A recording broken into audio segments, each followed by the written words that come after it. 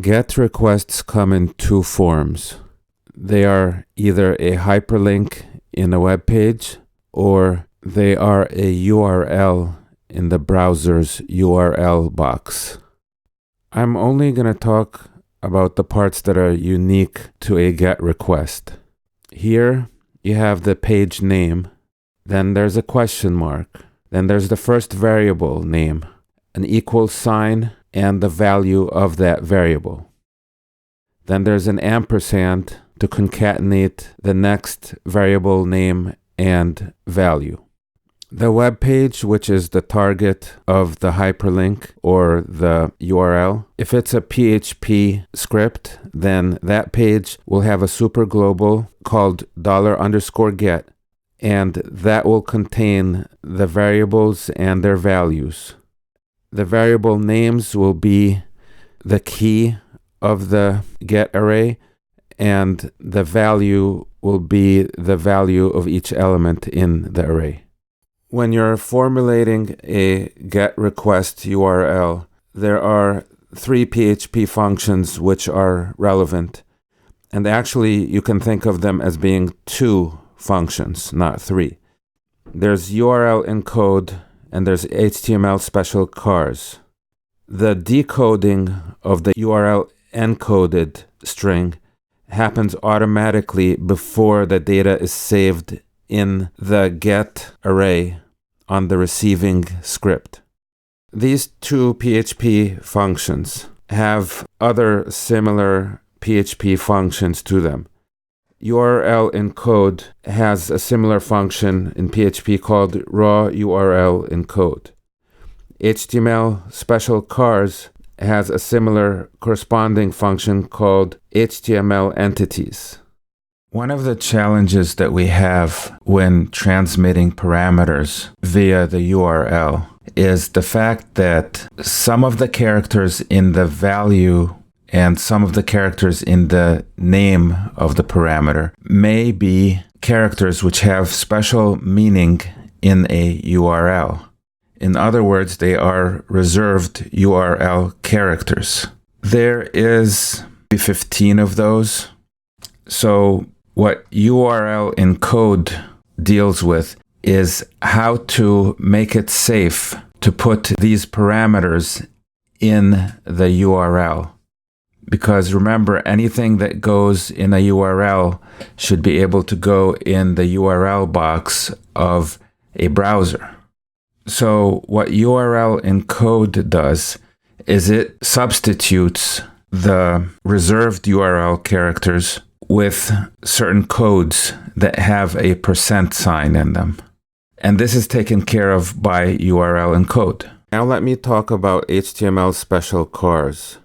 If the GET request is in a URL, which is in the body of the HTML page, if that GET, the part of the URL, which is the GET part, if it contains characters which have special meaning in HTML, and they have these special meanings to the browser, then those characters will break our page. And that's what HTML special cars would do for us when we have a GET hyperlink. It takes the offending characters and replaces them with their equivalent HTML entities. Look up HTML entities if you don't know what those are, but they're basically like 4 or 5 letter codes. So the big question right now is which one of these 2 PHP functions is going to get applied to which part of the GET request URL.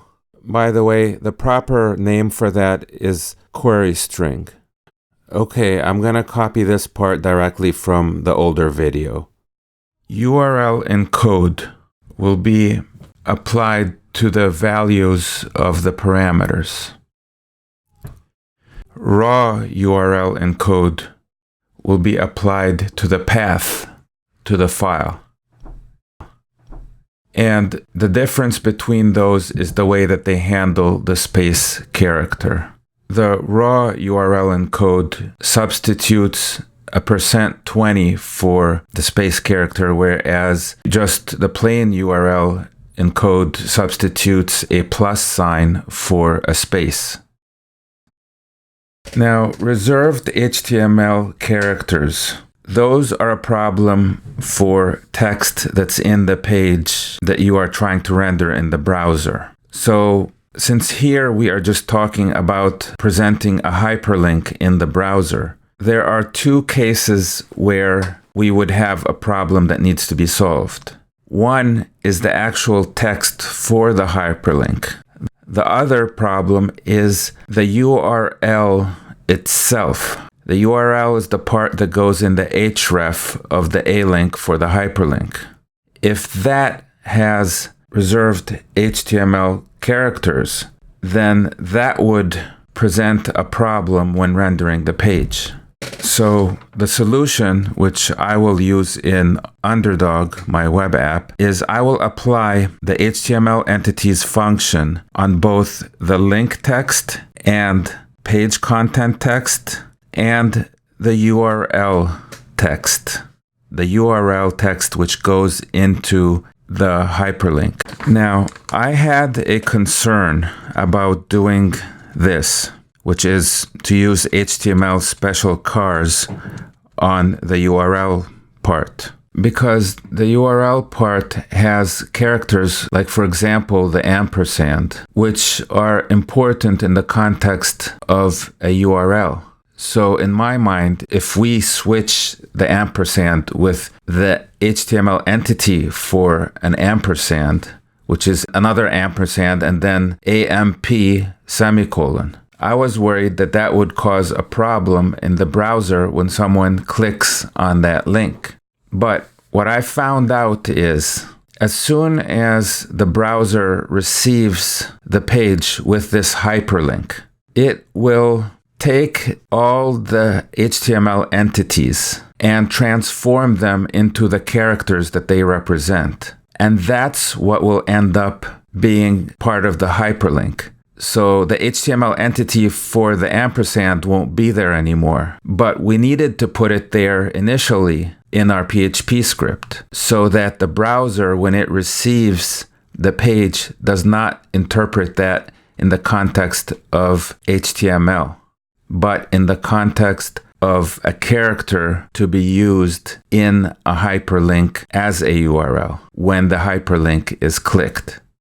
So, in conclusion, here are the rules. Number 1, the path to the page, we raw URL encode that path. The value of each parameter, we URL encode that.